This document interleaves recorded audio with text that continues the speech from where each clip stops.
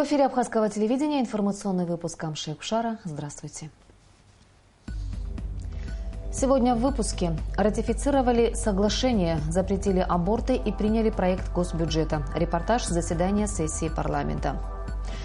Итоги года. Гагра. Специальный репортаж программы. Его выбрало время. Акция к 70-летию Владислава Ардзенба. Соглашение об объединенной группировке войск между Абхазией и Россией было ратифицировано сегодня на заседании сессии Народного собрания. Еще ряд важных нормативных актов приняли депутаты. Среди них конституционные поправки о государственной защите матери и нерожденного ребенка, законопроекты о здравоохранении и о республиканском бюджете на 2016 год. Подробности в репортаже Наалы Мукба. Один из главных пунктов базового межгосударственного договора – соглашение между Абхазией и Россией об объединенной группировке войск – обсуждали сегодня парламентарии на очередном заседании сессии. Документ уже подписан президентом и соответствующими ведомствами. По словам министра обороны Мираба Кишмария, соглашение позволит повысить уровень безопасности в стране. Сегодня в каком состоянии Министерство обороны находится, я неоднократно докладываю еще раз. Будем говорить открыто, что оно особо не боеготовно. После того, как мы подпишем это соглашение совместно с российскими войсками, подразделениями, этот вопрос будет снят. Данное соглашение – один из документов. Имущественные вопросы, порядок финансирования и модернизация оборонного ведомства будут отражены в следующих соглашениях. То, что эти вопросы не рассматриваются в комплексе, у некоторых депутатов вызвало непонимание. Через некоторое время к нам пришло, скажем, второе соглашение, которое затрагивает вопросы слаживания, координации, оснащения и экипировки абхазской армии, предположим, да? Вопросы собственности, финансирования и так далее. И представьте ситуацию, что что-то в этом договоре нас не устраивает. Может ли сегодняшнее соглашение функционировать полноценно без того, чтобы мы могли принять вторую и, скажем, еще третью часть по границе? Нет. А такое может получиться. Было предложено ратифицировать соглашение с учетом вступления его в силу после одобрения остальных договоров. Тем не менее, большинство депутатов высказалось против, и соглашение ратифицировали в первоначальном виде. Нам надо, конечно же, исходить из приоритетов. Основа – это создание обороны этого соглашения, да, общего пространства обороны. И главная цель, вот почему мы немножко чуть смещаются у нас акценты, и мы немножко отклоняемся от сути и цели этого соглашения. Это отражение вооруженной агрессии со стороны третьих стран в отношении нашего государства.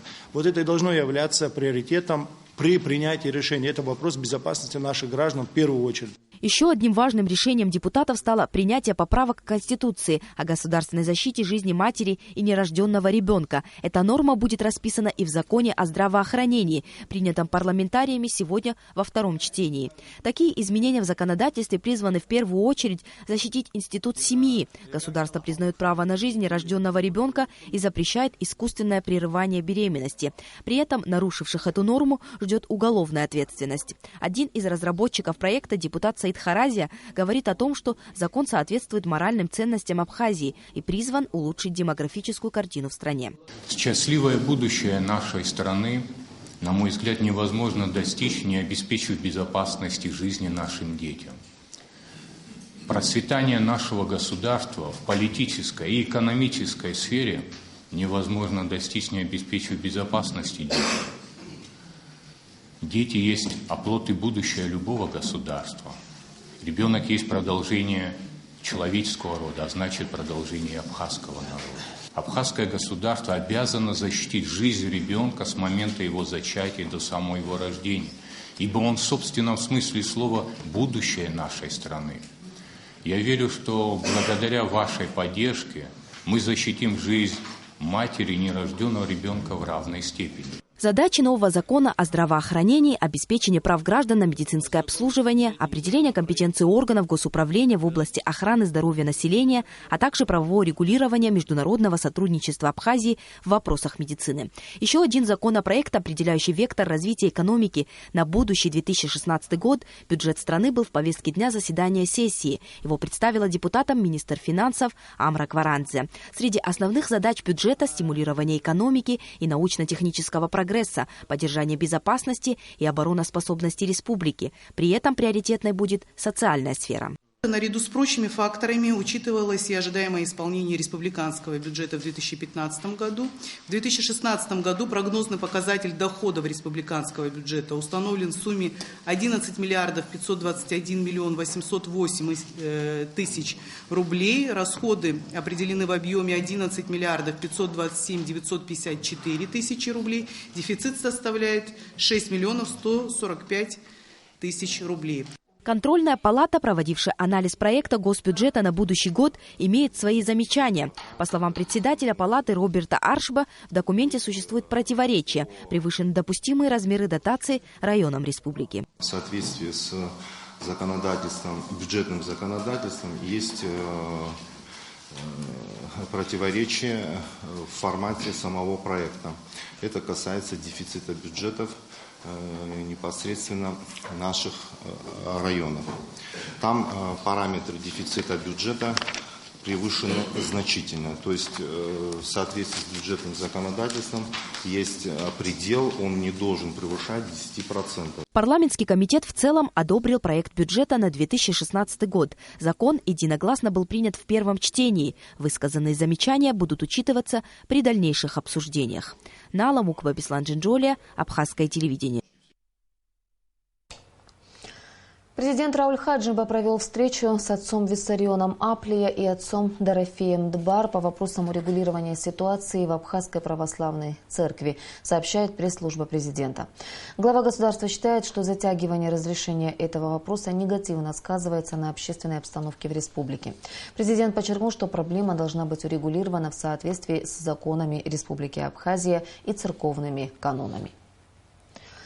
14 декабря текущего года в селе Бат-Югара Галского района в результате реализации оперативной информации сотрудниками Службы государственной безопасности Республики Абхазия в домовладении, принадлежащем Георгию Рустубая, обнаружены штатные боеприпасы и взрывчатые материалы, сообщает сайт СГБ Абхазии. После проведения необходимых следственных действий обнаруженные боеприпасы были уничтожены в связи с потенциальной опасностью их транспортировки. Сотрудниками СГБ установлено, что Георгий Рустубай был одним из командиров незаконных вооруженных формирований, засылавшихся с территории Грузии, которые специализировались на проведении диверсионно-разведывательной деятельности в Галском районе. Сам Рустубай постоянно проживал в Грузии и умер в 2011 году. В рубрике «Итоги года» сегодня Гагарский район. Смотрите специальный репортаж Асиды Малия.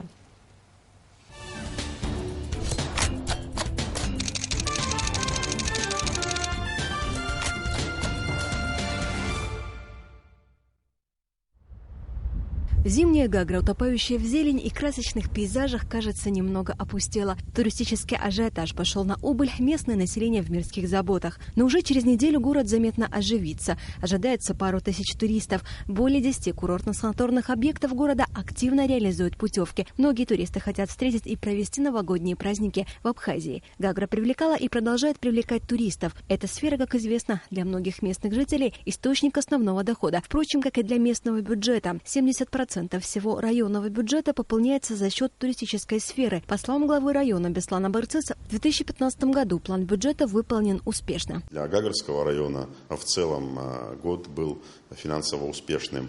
Рост бюджета, который мы закладывали, мы смогли его обеспечить хорошей работой налоговой службы и всех, кто ответственен в этом направлении. В данный момент мы рассматриваем бюджет следующего года. Также мы запланировали рост бюджета. Все это в конечном итоге нам позволит поэтапно решать все городские вопросы и проблемы, которые есть на сегодняшний день. Понятно, что финансовое благополучие курортного города зависит от туристического сезона. Вместе с тем, зимний туризм влечет за собой обострение старой проблемы – перегрузки электросети. Обогрев этих помещений, санаторно-курортных комплексов идет за счет электроэнергии, и потребление ее резко увеличится. Поэтому вот последний месяц мы активно с Черноморэнерго в этом направлении работаем. Мы просим их, чтобы у нас было усиление в этом направлении. Там технические моменты, параметры понятны, но я очень опасаюсь того, что могут возникнуть сложности с подачей электроэнергии, и чтобы это не привело к какому-то дискомфорту для пребывания отдыхающих на нашей территории. Гагра вполне справляется с локальными задачами, отмечает Беслан Барцец. За 2015 год сотрудники госучреждений получали зарплату своевременно. Это тоже важный показатель, считает он. При грамотном администрировании можно решить ряд вопросов в различных сферах городской жизни. Если брать транспортное обслуживание населения, например, да, мы смогли в этом году за долгие годы обновить наш автопарк, приобрести современные автобусы для перевозки наших горожан. 2 новых пассажирских автобуса на 50 мест. Каждый курсирует по городским маршрутам Пицунда, площадь Нарта и Пзыпта, площадь Нарта. В настоящее время в Гагрском автопарке 32 автобуса и 1 техническая машина. Они обслуживают жителей города и района, а также обеспечивают 12 школьных маршрутов. Впервые за многие годы в бюджете выделены были деньги на приобретение нового транспорта. До этого транспорт приобретался за счет бюджета, это ПАЗы, Богданы были. Еще у нас были, естественно, старые машины, которые не удовлетворяют уже полностью потребностям нашего населения. Тем более у нас все-таки курортный город. Хотим тихо-тихо транспортный парк приводить в порядок. Также приобретены 2 мусороуборочные машины, которые были крайне необходимы. Однако их недостаточно, ведь летом объем работы увеличивается в разы. Улучшены условия оказания медицинской помощи. Для Гагрской районной больницы при поддержке Минздрава приобретена новая медицинская техника. Теперь диагностировать заболевания можно, не выезжая за пределы района. В скором времени в больницу будет доставлен и компьютерный томограф. У нас был старый рентгенаппарат. 1 день не работал. Это со времен я давно работаю. Он работал, но некачественные снимки были. В этом году нам поставили 3 рентгенаппарата. Это стационарный, потом флюорограф и переносной рентген. Плюс нам дали 2 дыхательных аппарата. Потом нам дали автомашину скорой помощи, реанимобиль. На рентгенаппарате есть рентген-врач и рентген-лаборанты, которые снимают. На утро он описывает снимки, а на компьютерном томографе будет работать оттуда приезжие. Но наши будут обучаться, как обучатся, останутся наши дела.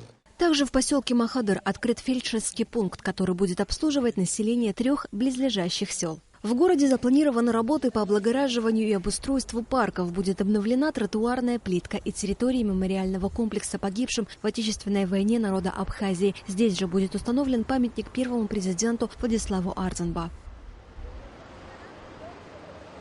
В скором времени на этой прибрежной территории начнутся работы по строительству фонтана и летнего концертного зала. В 2016 году, согласно комплексному плану развития, в Гагре будет восстановлена Абхазская первая школа, а также любимый горожанами Приморский парк. В предпраздничные дни гагрцы активно готовятся, украшая город. Установлена большая елка. К праздничным дням запланированы разнообразные развлекательные и концертные программы. В 2016 году перед администрацией района стоят новые непростые задачи, направленные на улучшение социальной сферы. Асида Амалия, Сима Аргун, Тимур Гугохия, Абхазское телевидение.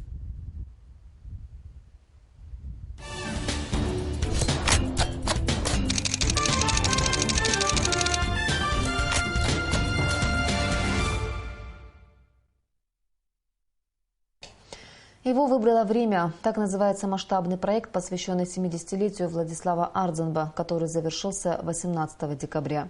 К участию в проекте были привлечены школьники со всех районов республики. Проект организован Национальной библиотекой имени Ивана Попаскир и Музеем боевой славы имени Ардзенба при финансовой поддержке компании «Амобайл». Репортаж Амры Амичба. К завершению проекта его выбрало время, посвященного первому президенту Абхазии. Участники, лауреаты проекта, школьники со всех районов страны приехали в Ишеру к мемориалу Владислава Ардзенба. Имя Владислава Григорьевича Ардзенба навсегда вписано золотыми буквами в истории нашей страны. В трудную минуту он встал на защиту нашей Родины и сплотил весь наш народ. Пока будет жить наш народ, имя его никогда не забудется и будет в нашей памяти. По программе масштабного проекта его выбрало время, длившегося весь 2015 год, более 1000 учащихся средних школ Абхазии побывали на могиле первого президента и в парке «Слава» в столице, где возлагали цветы и венки в память о погибших защитниках Отечества. Осмотрели экспонаты Сухумского и Ишерского музеев боевой славы. Директор Ишерского музея, временно расположенного в здании школы, подробно рассказывала о выдающемся выходце из села, первом президенте Владиславе Ардзенба. В рамках года Владислава Ардзенба по инициативе Национальной библиотеки прошел цикл мероприятий познавательного и воспитательного характера для учеников 7-11 классов средних школ республики. Цель, которую поставили перед собой организаторы, не только рассказать подрастающему поколению о заслугах Владислава Ардзинба перед Отечеством, но и вовлечь их в исследовательскую работу. Так, каждый участник проекта написал доклад о первом президенте.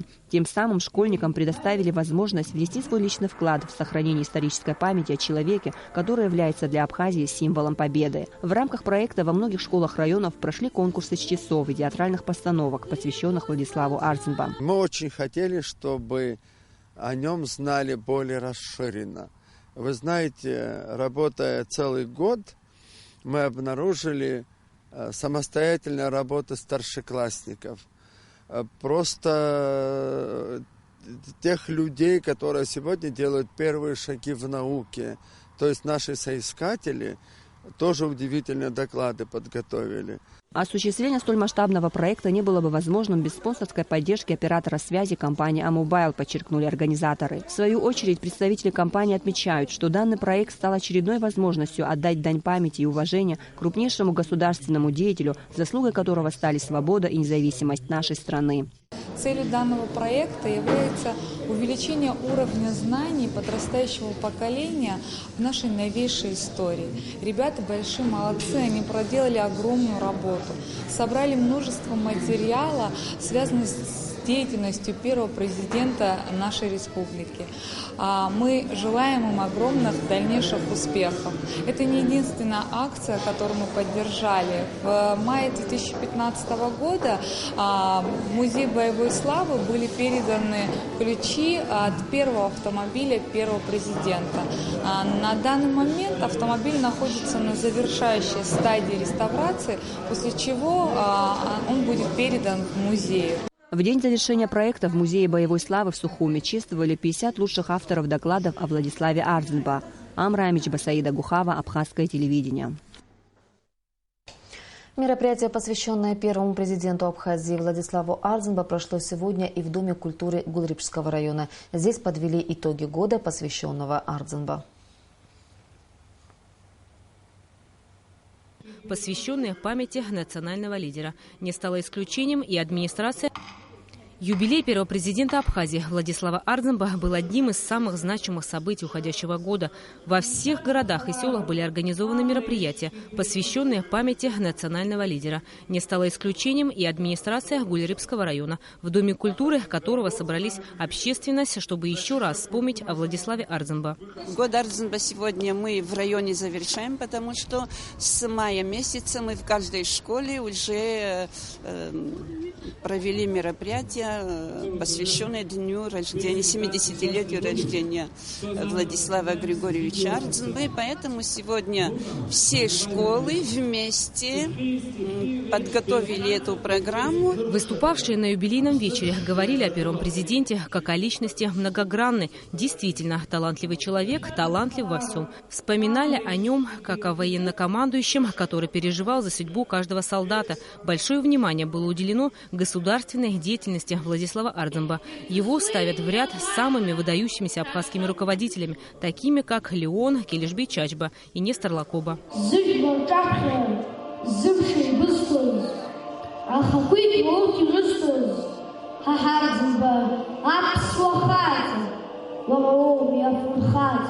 В вечере приняли участие несколько танцевальных коллективов, которые продемонстрировали свое мастерство. Ребята пели песни и читали стихи о первом президенте. Растет поколение свободных абхазов, значит, у нас есть будущее. То, к чему так стремился Владислав Ардзинба, чему посвятил свою жизнь.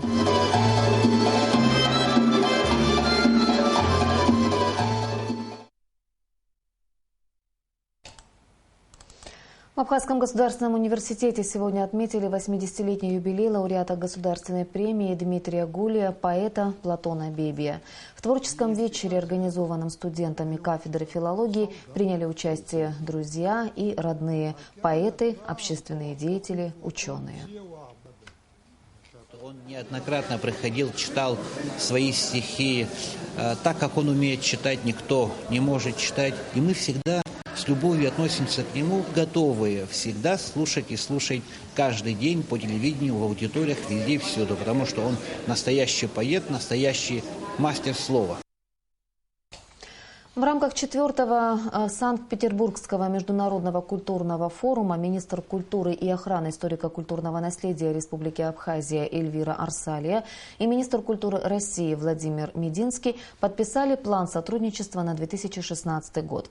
В соответствии с планом стороны будут оказывать всестороннее организационное содействие в реализации обменных музыкальных, театральных и выставочных проектов. План сотрудничества расширен по части историко-культурного наследия. Первым совместным проектом по этому направлению будет научно-практическая конференция, которая пройдет в апреле в Абхазии. «Наша кровь может спасти чью-то жизнь». Акцию по сбору донорской крови под таким названием проведет молодежно-патриотическое движение «Молодая Абхазия» при поддержке Госкомитета Республики Абхазия по молодежной политике совместно с Минздравом. Каждый, принявший участие в акции, сможет бесплатно сдать анализ крови на гепатит В и С, ВИЧ, СПИД. Принять участие в акции и стать донором крови можно 23 декабря с 10 до 18 часов в республиканской больнице. И о погоде. По сообщению гидрометеослужбы, в выходные дни в Абхазии ожидается малооблачная погода без осадков. Температура воздуха ночью плюс 2-4, днем плюс 12-14 градусов. Температура морской воды плюс 13 градусов.